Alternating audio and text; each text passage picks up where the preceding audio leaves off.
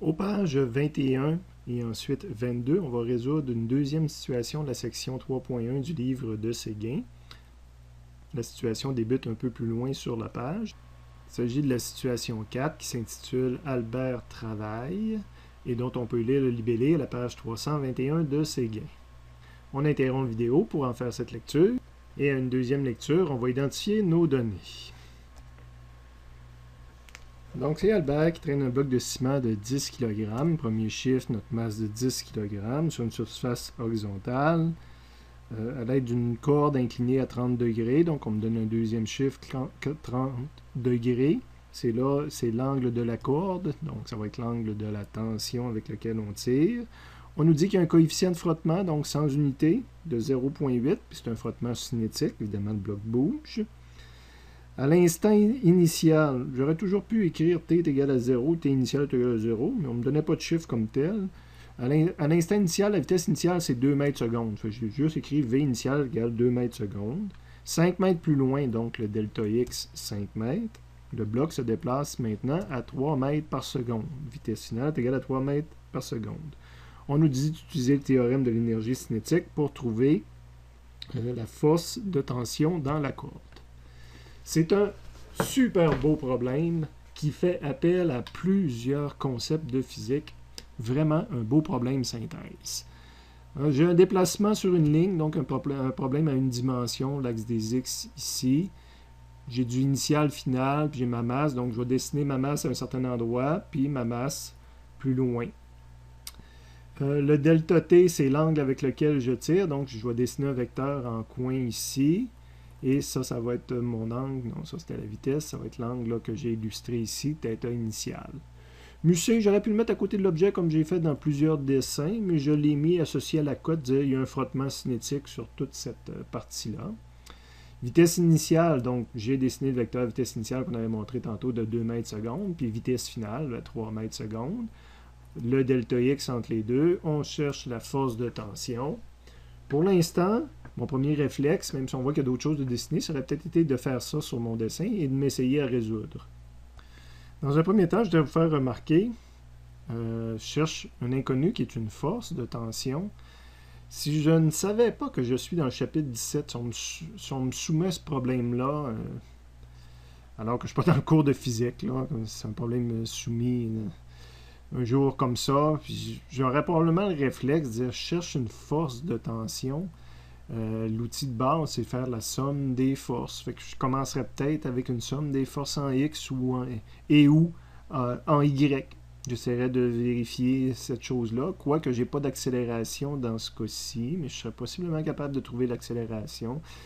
Je m'en sortirais peut-être. Okay? Mais là, évidemment, je sais que je suis dans le cadre du cours de physique, puis je suis dans l'énergie. Je vais essayer d'utiliser des équations de ce coin-là de la physique. Okay. Puis on va s'apercevoir que dans le fond, on va prendre pratiquement les mêmes outils. Vous allez voir, pour ça que j'appelle ça un problème synthèse. J'aurais commencé avec les forces, je serais probablement venu dans l'énergie. Puis je commence dans l'énergie, je vais probablement aller dans les forces. Okay. Donc je cherche une force. On va aller voir les résumés. Je suis dans le chapitre 17 et je n'ai même pas de force dans le peu de formules qu'il y a. Fait que ça commence mal.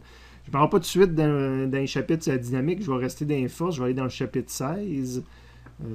On avait à la deuxième page du résumé du chapitre 16, notre relation, dire quand on cherche une force avec le déplacement puis le travail. Donc, je vais plus essayer de travailler avec ça. Je connais le delta x, mais je ne connais pas le travail. Puis là, on va continuer avec le théorème de l'énergie cinétique. D'ailleurs, il me donnait ça comme contrainte, d'utiliser ces outils-là et pas d'aller utiliser des outils plus de cinématique ou de dynamique.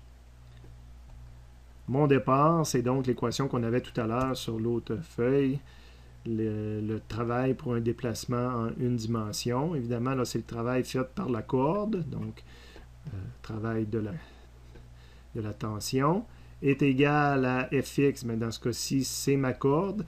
Puis, je ne peux pas écrire plus Ft ou moins Ft, elle n'est pas directement. Ça serait comme ça, ce serait plus Ft, moins Ft. Mais c'est ni ces deux cas-là, c'est un cas à angle. Ben, j'écris que c'est Ft selon x fois delta x. Puis mon Ft selon x va se décomposer en Ft et son angle avec le cos parce qu'on décompose selon x. J'ai encore mon delta x au bout. On cherche le FT justement, donc on va isoler le FT. J'ai mon travail de l'autre côté qui va être divisé par cos θt et delta x. Et là, je mets des chiffres, je m'aperçois qu'il me manque le travail. Et là, le travail, je vais probablement utiliser le théorème de l'énergie cinétique. Ça va continuer à l'autre page. On se rappelle le blocage avant de tourner la page, donc ça me prend une formule qui va me permettre de calculer le travail, alors que j'ai déjà passé par les formules travail en fonction des forces et déplacements, mais là ça va être plus être travail en fonction avec le théorème de l'énergie cinétique. Donc on s'en va à l'autre page, on rappelle le théorème de l'énergie cinétique, puis là j'ai pris la forme delta, fait qu'on s'en va dans le résumé s'il faut, mais au chapitre 17, j'étais une page trop loin, théorème de l'énergie cinétique, forme delta, il est ici, c'est avec ça que je veux travailler, relation entre le travail et delta K. Donc delta K est égal au travail total, dans ce cas-ci, mon delta K va être égal au travail fait par la tension, mais c'est du travail total, hein? Puis dans ce problème-là, lorsqu'on rencontre travail total, il faut se demander quelles sont toutes les forces qui peuvent travailler. Ben là, j'avais la corde qui peut travailler, mais j'ai aussi le frottement vers l'arrière, parce qu'on nous donnait une valeur de frottement. Donc, ce frottement-là aussi va travailler sur l'objet. C'est pour ça qu'à la page 22, mon travail total, j'ai mis le travail de la tension et le travail du frottement. On cherche le travail de la tension qu'on veut mettre dans l'équation de la page précédente. Donc, j'envoie ça de l'autre côté. Il va devenir moins rendu de l'autre côté. Et je n'ai pas de chiffre ni pour un ni pour l'autre. Donc, double blocage. Ça me prend une équation pour delta K est égal à quelque chose. Delta K, on a vu que c'était 1 demi mv carré, mais quand on est en delta, ben c'est 1 demi mv final au carré moins v initial au carré. Si vous ne le savez pas, vous pouvez retourner sur le résumé. Quand c'est en jaune, ça veut dire que je l'ai pris carrément sur un résumé. Je cherchais quelque chose pour calculer le delta K. Donc delta K est égal à 1 demi m, le 10 est connu, vitesse finale est connue, moins vitesse initiale. J'ai un chiffre. Ça, c'est réglé dans mon équation. Mais là, j'ai le deuxième blocage, qui est le frottement. Tantôt, j'avais pris le travail fait par une force pour T, mais là, je peux prendre le travail fait par la force ici, puis qui déplace sur delta X. Donc, le travail pour un déplacement 1D, mais cette fois-ci, l'équation, donc la même équation que j'ai pris à la page précédente, mais je l'applique au frottement. Donc, c'est la force de frottement fois delta X. Ici, j'avais la force selon X. Je reviens sur le dessin. Donc, c'est le frottement. Tantôt, la corde, je l'avais développée avec un angle.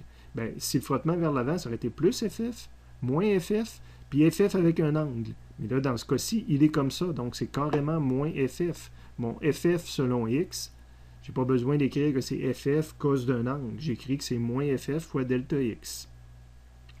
Je n'ai pas de valeur pour moins FF. Et delta X, j'ai une valeur de 5. Donc, ça me prend une équation de physique de plus pour calculer le frottement. C'est du frottement cinétique. Donc, là, on est dans le chapitre 10, frottement cinétique. On va dans le résumé, puis on va chercher la formule pour calculer le frottement cinétique. Ben, c'est μc fois la force normale.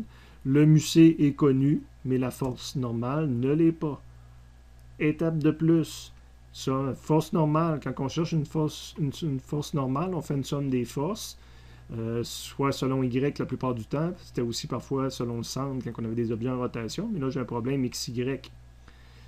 La force normale est ici. Donc je suis obligé d'ajouter mes forces qui travaillent en Y aussi pour pouvoir les calculer. J'ai juste Fn et Fg dans ce problème-là, mais je ne les ai pas mis de la même longueur.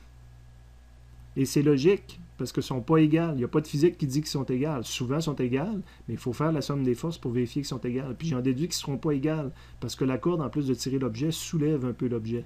Donc la force normale va être plus faible. Je retourne de l'autre côté. Donc je fais la somme des forces. Deuxième loi de Newton est égale à MAY. J'aurais pu utiliser la première loi de Newton. Ça aurait été somme des forces égale tout de suite à 0. De toute façon, ça va en venir à ça, parce que l'accélération est égale à 0. Donc sur la troisième ligne, je viens d'écrire la première loi de Newton, qu'on appelle aussi des fois équilibre statique. Donc, j'aurais pu écrire « Je prends l'équilibre statique, somme des forces est égale à 0 ». Mais là, il faut que je mette mes forces selon Y. On avait force normale vers le haut. Donc, ma façon de préciser que j'ai étudié le signe, plus FT. FT, ben, je ne peux pas mettre plus FT ni moins FT, elle n'est pas directement sur l'axe des Y. Donc, ça va être un FT selon Y. Puis le FG, lui, est directement sur l'axe des Y, mais il est vers le bas, donc c'est un moins FG. L'autre ligne, ben, c'est de développer notre FTY. Quand on veut enlever le Y, ben, c'est FT, c'est signe de l'angle. J'ai moins FG ici. Quelqu'un qui n'aurait pas mis cette ligne-là, mais qui m'aurait écrit ça, évidemment, tout est très bon. Là, il n'y a pas d'erreur de calcul dans sa chose. Okay. Pas d'erreur de développement non plus. On cherchait force normale. Il faut se rappeler ce qu'on est en train de chercher. J'ai bloqué sur force normale tout à l'heure, donc je vais isoler force normale là-dedans. MG va aller de l'autre côté, moins FT sin θ t. Je regarde si je connais tous les chiffres. Et oh misère, je retombe sur FT. Alors que j'avais commencé toute cette séquence-là à cause de FT. Je vous ramène à la page 21. Là. Je cherche FT, puis je finis à la fin par FT. Je peux m'arrêter. Je ne chercherai pas une nouvelle équation. Là, je tournerai en rond. Quand je vais tout faire mes remplacements, il va me rester juste du FT. Mais c'est sûr que c'est des remplacements mathématiques complexes. Okay? Pour la partie physique, le problème serait fini. Quelqu'un qui a déjà identifié, qui prenait tous ces outils-là, moi, je lui donne 90%, je lui donne une bénédiction au niveau de la compréhension de la physique. Après ça, c'est des mathématiques. En plus, à l'examen synthèse, vous vous arrêtez là, puis vous avez 100%, parce qu'on ne demande pas les calculs et les développements mathématiques. En tout cas, attendez que je vous le confirme, mais c'est supposé être ça, jusqu'aux dernières nouvelles. Donc là, je fais du remplacement. Je mets la 6 dans la 5, dans la 4, dans la 2, parce que là, je n'en ai pas besoin. Dans la 1, il faut prendre notre 1 et l'écrire FT est égal à ça. Ça, je le remplace par ça, etc., etc. Là. Je l'ai fait une fois, il faut le faire tranquillement, mais après ça, c'est du développement mathématique. Okay. Donc, je vais avoir du FT des deux côtés parce qu'il réapparaît à la fin. Je vais mettre les FT ensemble. C'est rendu l'étape ici que j'ai mis les FT ensemble. Je vais mettre les FT en évidence. Puis après ça, je vais envoyer ce que j'ai mis en évidence. Je vais l'envoyer divisé de l'autre bord. Ça fait une méchante équation. Puis en bout de ligne, ben, c'est toutes des choses qui sont connues, qui sont de ce côté-là. J'obtiens ma réponse finale. Fait qu'au besoin, s'il y en a qui tiennent absolument à creuser l'aspect mathématique du problème, ben, le cheminement est supposé être bon. Si vous n'êtes pas capable de suivre, ben, venez me voir, je vais vous l'expliquer.